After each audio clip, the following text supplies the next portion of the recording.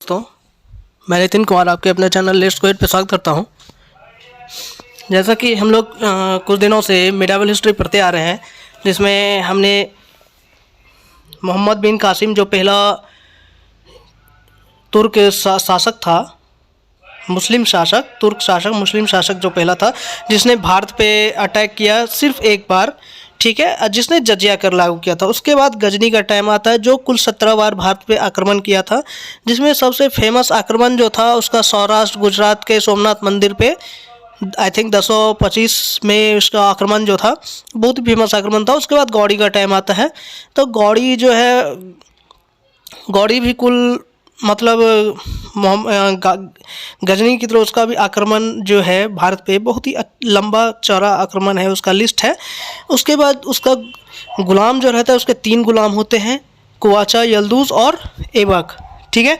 कुवाचा जो सिंध में है, यल्दूज जो है वो गजनी का शासक है, उसका उत्तराधिकारी है गौड़ी का, और ऐबक जो है वो भारत में गौड़ी का उत्तराधिकारी है।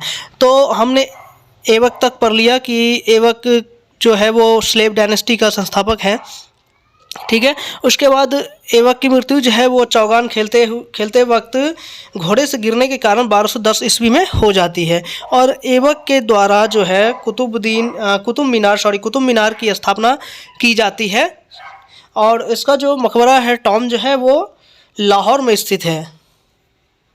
उसके बाद हम आज पढ़ेंगे इल्तुतमिश। हमारा टॉपिक जो है वो इल्तुतमिश है, आज का हमारा टॉपिक इल्तुतमिश है। लेकिन ऐबक और इल्तुतमिश के बीच में एक और शासक बनता है जो सिर्फ 8 महीने तक ही शासन करता है, जिसका नाम है आराम शाह। नाम से ही पता चल रहा है कि आराम शाह आराम फरमाने वाला शासक था, मेहनत करने वाला शासक नहीं था, जनता के लिए काम करने वाला शासक नहीं था, जिस कारण से ये जो है वो भोग विलास में लिप्त रहने के कारण और आराम फरमाने के कारण ये जनता के हितकर साबित नहीं हो सका, और सिर्फ 8 महीने तक ही ये अपनी मतलब गद्दी पे बैठ सका, ठीक है। उसके बाद इल्तुतमिश का टाइम आता है, 1210 में ही ऐबक की मृत्यु होती है, 1210 में ही आराम शाह 8 महीने के लिए बनता है, और 1210 में आराम शाह के बाद इल्तुतमिश का शासन आता है, जो कि 1210 से 1236 तक इल्तुतमिश का टाइम जो है 1210 से 1236 तक चलता है, जो कि लगभग 26 साल ड्यूरेशन होता है इसका, ठीक है। इसका ड्यूरेशन जो है इल्तुतमिश का लगभग 26 साल, और ऐबक का जो है वो मात्र 6 साल, ठीक है। जैसा कि हमने कहा आराम शाह है 8 महीने के लिए। ये भी आपको क्वेश्चन आता है कि सिर्फ 8 महीने का शासक कौन था स्लेव डायनेस्टी में, तो आराम शाह। इल्तुतमिश की जीवनी, हम ये जो है वो हम 100% श्योर होकर कह सकते हैं कि ये बहुत ही कम यूट्यूबर जो है वो इल्तुतमिश की ऐसा जीवनी बताया होगा अपने चैनल पे, जो आज मैं आपको लेकर आ रहा हूँ। हर एक यूट्यूबर आपको इल्तुतमिश से रिलेटेड जो सभी लोग जानते हैं वही चीज़ पढ़ाता है, ऐसे हिस्ट्री मतलब उसकी जीवनी के बारे में नहीं पढ़ाता, जहाँ से क्वेश्चन बन सकते हैं। देखिए, इल्तुतमिश अपने सभी भाइयों में सबसे अधिक सुंदर था, जिस कारण से इलम खां जो है, इल्तुतमिश का पिता जो है इलम खां, उसे अपने अन्य बेटों से तुलना में उसे अधिक प्यार करते थे, जिस कारण से उसके सभी बेटों में देश आ गए, और सभी बेटों ने एक मतलब रचना के तहत उसे जाकर के गुलाम चुस्तकवा के हाथों बेच देता है, जहाँ चुस्तकवा जो है मोहम्मद चुस्तकवा के हाथों बेच दिया जाता है बचपन में ही इसके भाइयों के द्वारा इल्तुतमिश को, जो बुखारा के बाज़ार में इसकी बोली लगाई जाती है चुस्तकवा के द्वारा, जहाँ पे उसकी अधिक कीमत होने के कारण गौड़ी आता है और गौड़ी खरीद नहीं पाता है, जिसका गुलाम जो है वो ऐबक। तो गौड़ी जब ये अधिक कीमत की वजह से नहीं खरीद पाता, तो बुखारा के बाज़ार में उसे बेचने पर रोक लगा देता है, और जिस कारण से ये चुस्तकवा जो है वो दिल्ली के बाज़ार में इल्तुतमिश को आगे बेचने के लिए जाता है, जिस कारण से ऐबक को ये बहुत ही पसंद आता है, ये इल्तुतमिश जो है वो बहुत ही पसंद आता है, जिस कारण से अधिक कीमत होने के बाद भी गौड़ी नहीं खरीद पाता, लेकिन उसके गुलाम जो है ऐबक वो खरीद लेता है। इसलिए इसे गुलामों का गुलाम भी कहते हैं, इल्तुतमिश को गुलामों का गुलाम भी कहते हैं, क्योंकि ये ऐबक खुद गुलाम था, और ऐबक जो है इसको खरीदा तो ये गुलामों का गुलाम हो गया। इल्तुतमिश के नाम का अर्थ क्या होता है? राज का स्वामी। इल्तुतमिश के नाम का अर्थ राज का स्वामी होता है। इसकी उपाधि की अगर हम बात करें इसकी उपाधि की अगर हम बात करें तो गुलामों को गुलाम, जैसा कि ऐबक खुद गुलाम था और ऐबक के द्वारा इल्तुतमिश को खरीदा गया दिल्ली के बाज़ार से। तो इल्तुतमिश ऐबक का गुलाम, इल्तुतमिश जो है वो गुलामों का गुलाम हो गया। सुल्तान ए शहीद अमीर अल मोमिन, जो कि खलीफा द्वारा प्रदान किया गया था, इसे सुल्तान ए सईद अमीर उल मोमिन, मकबरों का पितामह, इसे मकबरों का पितामह भी बोला जाता है क्योंकि यही एक ऐसा शासक जो है, आगे हम देखेंगे, यही एक प्रथम शासक होता है जो मकबरा बनवाता है, तो मकबरों का पितामह भी बोला जाता है इसे। दिल्ली सल्तनत का वास्तविक संस्थापक, ये भी हम आगे देखेंगे कि दिल्ली सल्तनत का वास्तविक संस्थापक क्यों माना जाता है इसे, क्योंकि इससे पहले भी दिल्ली पे स्लेव डायनेस्टी में ऐबक अपना मतलब शासन कर चुका है, तो ऐबक को क्यों नहीं माना जाता और दिल्ली सल्तनत के वास्तविक संस्थापक आके इल्तुतमिश को क्यों माना जाता है।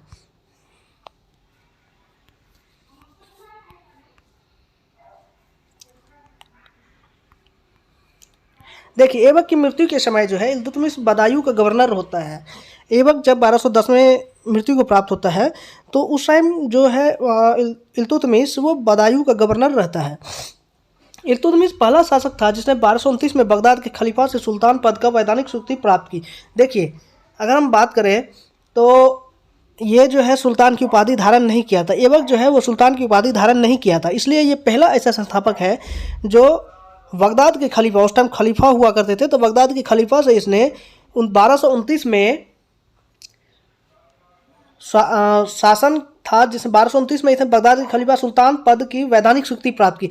ये जैसे कि अभी हम लोग संविधान के तहत कोई भी काम करते हैं संवैधानिक स्वीकृति के तहत, तो उसी तरह से उस टाइम खलीफा हुआ करते थे, खलीफा के द्वारा यही एक पहला शासक होता है इल्तुतमिश जो 1229 में अपने वैधानिक स्वीकृति प्राप्त करता है, ये सुल्तान पद के वैधानिक स्वीकृति प्राप्त करता है बगदाद के खलीफा से 1229 में, पहला शासक है। यह दास्ता से मुक्त होता है, मतलब दास्ता से मुक्त होने का मतलब ऐबक जो है वो मर चुका रहता है, ऐबक ख़त्म हो चुका रहता है, तो ये मुक्त हो चुका रहता है गुलाम से, गुलामों की ज़िंदगी से ये मुक्त हो चुका रहता है।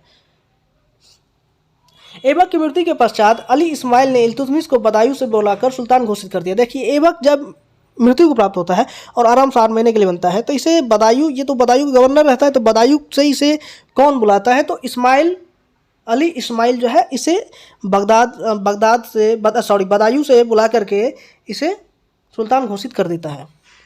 इल्तुतमिश दिल्ली का पहला शासक था जिसने अपनी राजधानी लाहौर से दिल्ली शिफ्ट कर लिया। देखिए, जैसा कि हमने अभी पीछे उपाधि में देखा कि ये वास्तविक संस्थापक होता है, दिल्ली का वास्तविक संस्थापक इल्तुतमिश होता है। क्यों? क्योंकि ऐबक भी राज कर चुका रहता है दिल्ली पे, लेकिन ये दिल्ली को अपना राजधानी न बना करके लाहौर को बनाया रहता है, जिस कारण से ऐबक को वास्तविक संस्थापक नहीं बोला जाता और ये दिल्ली का पहला शासक होता है जो लाहौर से अपने राजधानी जो है वो दिल्ली शिफ्ट कर लेता है, इसलिए दिल्ली का वास्तविक संस्थापक इल्तुतमिश को कहा जाता है। आई थिंक जो मैं बता रहा हूँ आपको क्लियर हो रहा हो। अभी तक जिस किसी ने इस चैनल को लाइक से सब्सक्राइब नहीं किया है वो प्लीज़ लाइक कर दे, शेयर कर दे, सब्सक्राइब कर दे, एक थंब बटन दबा दे और एक थम्स अप कर दे, बेल आइकन दबा दे, एक थम्स अप कर दे। देखिए, बगैर सब्सक्राइब किए हुए प्लीज़ कंजूसी ना करें, सब्सक्राइब कर ले, तभी ये वीडियो का लाभ उठाएं। इल्तुतमिश के समक्ष समस्याएं कुछ आती है, देखेंगे हम। एल्दौज की समस्या, जो कि गजनी का शासक रहता है, गौड़ी का उत्तराधिकारी गजनी में शासन करता रहता है एल्दौज। 1215 ईस्वी में इल्तुतमिश के बीच तराइन का तृतीय युद्ध होता है। देखिए, प्रथम और सेकेंड युद्ध जो होता है वो पृथ्वीराज चौहान और गौड़ी के बीच में होता है, ठीक है। 1191-1192 में गौड़ी के मध्य और पृथ्वीराज चौहान के बीच तराइन का प्रथम और सेकेंड युद्ध होता है, और तराइन का थर्ड युद्ध जो होता है वो 1215 में एल्दौज और इल्तुतमिश के बीच होता है। जलालुद्दीन मंगवरनी के समय ही चंगेज खां का आक्रमण होने की वजह से मंगवरनी पंजाब सिंध क्षेत्र में भाग के चला जाता है। देखिए, जब एल्दौज के बाद गजनी पर ख्वारिज़्म शाह का शासन आ जाता है, उसके बाद उसका बेटा जो है वो जलालुद्दीन मंगवरनी का शासन आता है। अपने पिता के बाद ख्वारिज़्म शाह के बाद जो ये एल्दौज ख़त्म हो जाता है, एल्दौज के बाद उसका उत्तराधिकारी ख्वारिज़्म शाह होता है, ख्वारिज़्म शाह के बाद उसका उत्तराधिकारी मंगवरनी हो जाता है। तो मंगवरनी के टाइम ही जो है वो 1221 में चंगेज खां का आक्रमण होने के कारण उस टाइम चंगेज खां जो है वो मतलब खुदा का कहर माना जाता था चंगेज खां को। तो चंगेज खां के आक्रमण के कारण ये जो है अपना शासन सत्ता छोड़ करके मंगबनी पंजाब सिंध में भाग के आ जाता है और इल्तुतमिश से मदद मांगने के लिए अपना एक दूत आइन उल मुल्क को दूत बना के भेजता है इल्तुतमिश के पास। जो इल्तुतमिश भी चंगेज खां को के नाम से डरता रहता है, तो वो भी मदद न दे करके उस आइन उल मुल्क की हत्या करवा देता है। ठीक है। जब ये पंजाब सिंध क्षेत्र में भाग के आ जाता है तो उस टाइम वहाँ का शासक जो रहता है वो कुवाचा रहता है। कुछ दिन बाद जो है वो कुवाचा की हालत ख़राब हो जाती है, मतलब राजा की हालत ख़राब हो जाती है, मतलब आर्थिक स्थिति ख़राब हो जाती है। तो इसका लाभ उठा करके इल्तुतमिश जो है 1217 ईस्वी में, ठीक है, 1217 ईस्वी में इल्तुतमिश उस पर आक्रमण कर देता है, जिस कारण से कुवाचा जो है वो सिंध नदी में छलांग लगा करके, हारने के बाद जो है कुवाचा सिंध नदी में छलांग लगा करके अपना मतलब आत्महत्या कर लेता है। ठीक है। उसके बाद कुवाचा के बाद जो है इल्तुतमिश पंजाब सिंध में अपने बेटे नसरुद्दीन महमूद को वहाँ नियुक्त करता है। ठीक है। कुवाचा के बाद जो है पंजाब सिंध में अपने बेटे नसरुद्दीन मोहम्मद को इल्तुतमिश नियुक्त करता है। कुछ टाइम बाद जो है वो किसी कारण से नसरुद्दीन मोहम्मद की मृत्यु हो जाती है। तो ये पहला शासक होता है जो अपने बेटे के याद में मकबरा बनवाता है, जिसका नाम जो है सुल्तान नगरी मकबरा है। ठीक है। सुल्तान नगरी मकबरा है। तो इसने अपने बेटे के याद में पंजाब सिंध में सुल्तान नगरी मकबरा बनाया है। पहला शासक है जो मकबरा बनवाता है, इसलिए इसे मकबरों का पितामह भी बोला जाता है। आई थिंक क्लियर हो गया होगा आपको।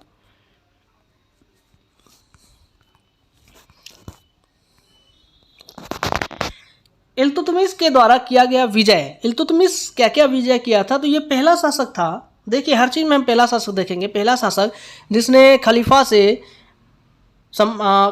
से अपने पद के वैधानिक स्वीकृति प्राप्त किया, सुल्तान के वैधानिक पद की स्वीकृति प्राप्त किया खलीफा से, तो पहला शासक है। उसके बाद मकबरा बनवाने वाला पहला शासक है। उसके बाद दिल्ली का वास्तविक संस्थापक है। उसके बाद फर्स्ट रूलर है 1226 में जो रणथंभौर का विजय किया था। रणथंभौर विजय करना कोई आम बात नहीं था। हर एक शासक जो है वो छोटे मोटे विजय कर लेते थे, लेकिन रणथंभौर विजय करना एक आसान बात नहीं था, मतलब टेढ़ी खीर की समान थी रणथंभौर विजय। तो ये पहला शासक था जो रणथंभौर विजय 1226 में किया। उसके बाद 1227 में मंडावर विजय किया। 1232 में ग्वालियर को विजिट कर लिया। इल्तुतमिश के द्वारा कुछ रिफॉर्म किए गए, मतलब कुछ चेंजिंग बदलाव किए गए हैं। ठीक है। प्रशासन में सुधार किया इसने। प्रशासन में क्या सुधार किया? पहला शासक, देखिए पहला शासक जिसने अस्थाई सेना का गठन किया। अस्थाई सेना का गठन करने वाला पहला शासक इल्तुतमिश ही रहता है, जिसका नाम जो है हस्म कल्ब। देखिए अस्थाई सेना में अस्थाई सेना का गठन जो है, अस्थाई सेना का गठन जिसका नाम क्या रखा था? हस्म कल्ब। ये क्वेश्चन आता है कि हस्म कल्ब क्या है? तो ये प्रशासन में सुधार है, अस्थाई सेना का गठन, हस्म कल्ब। गुलाम तंकों की समस्या का समाधान करने के लिए इसने क्या किया? 40 अमीरों की संस्था बनाई। ठीक है। 40 अमीरों की संस्था बनवाई, जिसका नाम तुर्कान चहलगानी रखा गया। इक्तादारी व्यवस्था इसने किया। इक्तादारी व्यवस्था किया। उसके बाद मुद्रा प्रणाली किया।